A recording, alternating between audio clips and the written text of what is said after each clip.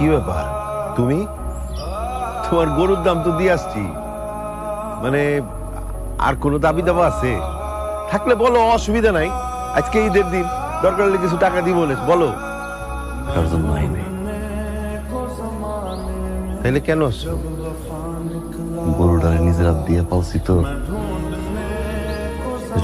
দেখতে আইছি। ভালো করছো, ভালো। আয়।